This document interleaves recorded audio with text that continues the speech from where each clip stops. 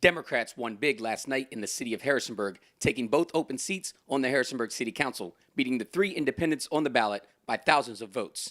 Leading the pack was Democrat Sal Romero Jr. with 6,737 votes, followed by fellow Democrat Christopher Jones, who received 6,186 votes. Former Mayor Carolyn Frank came in a distant third place with 4,225 votes, followed by Frank McMillan, who received 3,776 votes. And in last place was Paloma Sacedo with 2,434 votes. With only 2 seats open, the first and second place candidates won those seats. Last night, I attended the Democrats' watch party at Capitol Ale House in downtown Harrisonburg. After the results came in, both Sal Romero and Christopher Jones were received with loud cheers and applause from the crowd of supporters and made brief victory remarks. Every single person in here contributed to the win today, so we're excited about that. We're going to move forward together. Thank you.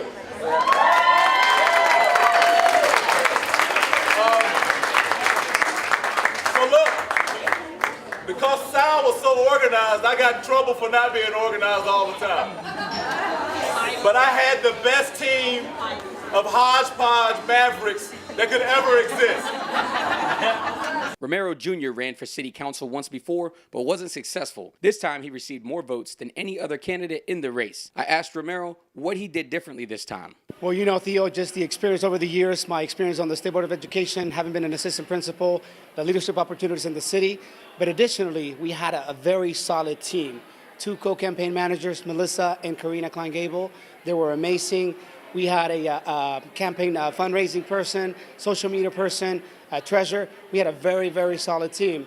In addition, we were able to get persons from the Democratic Party that were supporting us, and then the coordinated campaign as well. So we had a lot of supports, a lot of layers of support that were really able to come through at the end. This gives Democrats a supermajority on the 5-seat Harrisonburg City Council governing body. Before yesterday's election, the body was comprised of 3 Democrats: Jones, current Mayor Dina Reed, and former Mayor Richard Ball; 1 Republican, former Mayor Ted Byrd; and 1 right-leaning independent, retired WHSV weatherman George Hirschman. The 2 open seats were held by Jones and Byrd. Jones chose to seek re-election, Byrd did not. I asked Councilman-elect Romero what issue he would tackle first and try to push through with council's new Democratic supermajority. Right, so one of the things I ran on was building the second high school, and so that's going to be probably the first thing we're going to begin to talk about. I think we will have an opportunity to move the vote to next month, or actually in January. And so that means that we can move the high school build to 2022. That is my hope. So that's the first order of business. But also getting to know the staff, getting to understand the issues that are at hand so that I'm familiar and very well informed before I make any decisions furthermore. Now, when the new council is seated this January, they will more than likely crown Romero to be Harrisonburg's mayor, rightfully making him the new face of Harrisonburg. There's also the very unlikely scenario where council could choose to really limit the power of the only non-Democrat on city council, George Hirschman, and make him the mayor, which would mean he can't introduce legislation. But given the class of Romero, it's my guess he will be the next mayor of Harrisonburg. Looking forward to working with Councilman Jones.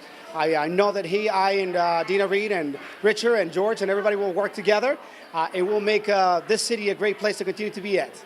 Other big wins in Virginia for Democrats: U.S. Senator Tim Kaine punished his Republican challenger Corey Stewart, who was marred by his past connections to white nationalists and the Confederate flag. Kaine beat Stewart by more than 500,000 votes. Virginia Democrats also picked up 3 seats in the U.S. House of Representatives. In U.S. House District 2, Democrat Elaine G. Luria unseated incumbent Republican Congressman Scott Taylor. In U.S. House District 10, Democrat Jennifer Wexton, who appeared on the campaign trail earlier this week with former President Barack Obama, unseated incumbent Republican Congresswoman Barbara Comstock. Wexton received over 56% of the vote to Comstock's 43.7%. And finally, the biggest upset of the night in Virginia took place in Virginia's 7th District. Democrat Abigail Spanberger unseated Republican Congressman Dave Bratt. Bratt came to power in 2014 after he challenged then U.S. House Speaker Eric Cantor, a fellow Republican. He stunned the political world as he rode the Tea Party wave and defeated Cantor to win the GOP nomination and ultimately the 7th District U.S. congressional seat. Nationally, Democrats lost several Senate races, but managed to gain control of the U.S. House of Representatives. It will be interesting to see how Democrats balance their newfound power, how much of it they will use to legislate, and how much of it they will use to bring down and or check this guy. In Harrisonburg, Theodore Whitelow, Breaking Through News.